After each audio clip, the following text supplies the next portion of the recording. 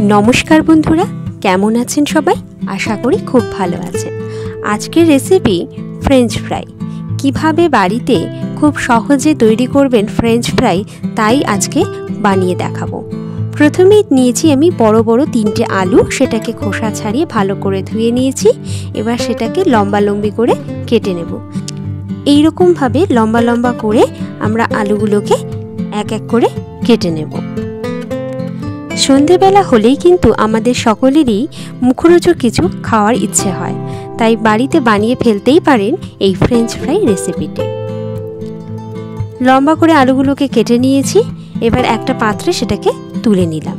এইবার आलूगुलोके भालो करे धुए नेब যতক্ষণ না এর থেকে পরিষ্কার জল আমরা পাচ্ছি। দেখুন আলুগুলোকে ভালো করে আমি ধুয়ে নিয়েছি, জলটা কিরকম চকচকে হয়েছে। এবার এটাকে আমি প্রায় 15 মিনিট রেখে দিয়েছিলাম। 15 মিনিট পরে জল সরিয়ে আবার এটাকে শুকিয়ে নিয়েছি হালকা। এইবার আমি এটাকে দিয়ে দেব কড়াইতে সিদ্ধ করার জন্য। এটা কিন্তু পুরোপুরি সিদ্ধ করব না, আমরা মোটামুটি হালকা একটু সিদ্ধ করব যাতে আলুটা ভাঙা যায়। এই আলু সিদ্ধ করার সময় আমি এর মধ্যে কি অল্প পরিমাণ নুন যোগ করেছি। ভালো করে আলুটাকে নেড়ে নিলাম। এইভাবে আমরা মিনিট 10 আলুটাকে সিদ্ধ করব। খুব বেশি সিদ্ধ করব না, জাস্ট আলুটাকে যাতে ভেঙে নেওয়া যায়। দেখুন এইভাবে যখন আলুটাকে ভেঙে নেওয়া যাবে, শক্ত ভাব থাকবে, ঠিক তখনই আমরা নামিয়ে নেব আলুটাকে। আলুটাকে নামিয়ে নিয়েছি। এইবার আমি এই আলুর মধ্যে দিয়ে দেব ঠান্ডা জল। ঠান্ডা জলে আমি প্রায় 10 মিনিট আলুটাকে রেখে দিয়েছিলাম। তারপর আলুটা থেকে জল সরিয়ে নিয়ে আলুটাকে শুকিয়ে নিয়েছিলাম। দেখুন আলুটা প্রায় শুকিয়ে এসছে। এইবার আমি এটাকে 2 ঘন্টার জন্য ফ্রিজে রেখে দিয়েছিলাম। 2 ঘন্টা পর ফ্রিজ থেকে নামানোর পর দেখুন এইরকম হয়েছে দেখতে। এইবার আমি তেল গরম করে নিলাম একটা কড়াইতে। এর মধ্যে দিয়ে দিলাম সেই ফ্রিজ থেকে নামানো আলুর টুকরোগুলো। একে একে ভেজে নেব।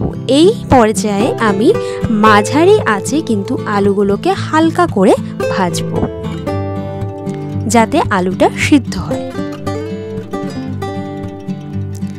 আমার চ্যানেলের রেসিপিগুলো দেখতে আপনাদের কেমন লাগছে অবশ্যই কমেন্ট করে জানাবেন। ভালো লাগলে চ্যানেলটিকে সাবস্ক্রাইব করে পাশে থাকবেন।